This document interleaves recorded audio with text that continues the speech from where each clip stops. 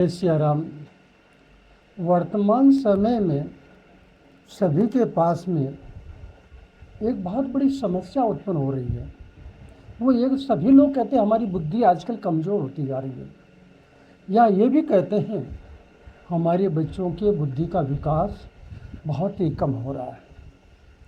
आज के इस युग में जिसमें मनुष्य चंद्र और मंगल तक की नहीं, सूर्य तक की यात्रा करने के लिए तैयार है, वहाँ पर हमारी बुद्धि में प्रखरता होना अति आवश्यक है।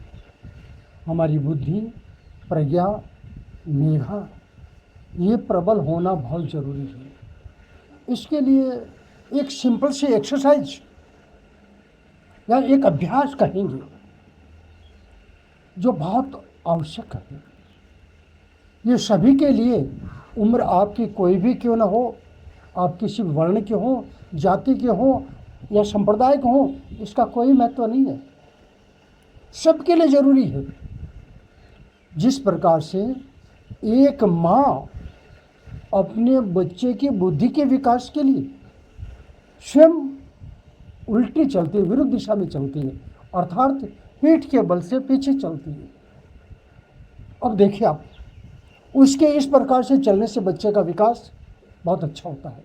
इसी प्रकार से हमें स्पष्ट कहते हैं, भगवान के परम भक्त हनुमान जी सूर्य के पास में जब शिक्षा के लिए गए, तो सूर्य के पास में नहीं, गुरु से शिक्षा लेते समय शिष्य को गुरु के सन्मुख होना चाहिए। सूर्य अपनी परिधि पर भ्रमण करता है, रुकता नहीं, चलता रहता है। हनुमान जी विरुद्ध दिशा में, यानी कि उनके सामने उल्टे चलते हुए शिक्षा ग्रहण करते हैं। प्रतिक्षण उनकी दृष्टि गुरु के ऊपर रहती है। परिणाम स्वरूप वो गुरु के प्रत्येक वाक्य को सुनते हैं और अपनी प्रज्ञा को बढ़ाने के लिए, अपने ज्ञान को बढ़ाने के लिए तत्पर हैं, परंतु दूसरा कार्य वो उल्टी दिशा में चलते हुए कर रहे हैं। इसीलिए अगर आपको अपने विकास, मस्तिष्क का विकास अच्छा चाहिए, अगर आपको अच्छी बुद्धि, प्रज्ञा और मेधा चाहिए, तो हम प्रतिदिन आप कम से कम आधा किलोमीटर, 500 मीटर उल्टा चलिए, उल्टे पैर चलिए। निश्चित रूप से कहता हूँ, आप करके देखो, 3 महीने में परिणाम आपके सामने आएगा। निश्चित आना ही आना है, इसमें किसी भी प्रकार की आवश्यकता नहीं। साक्षी है हमारे प्रमाण, उन प्रमाणों के आधार पर आप भी चलिए, आपका विकास होगा, निश्चित रूप से आपका विकास होगा।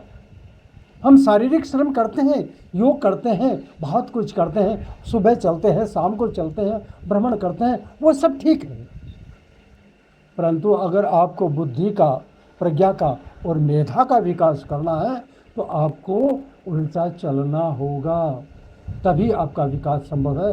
अन्यथा बुद्धि का विकास आज के युग में जरा आपका कम रह जाएगा। उस विकास को ज़्यादा से ज़्यादा बढ़ाइए, आपका कल्याण होगा।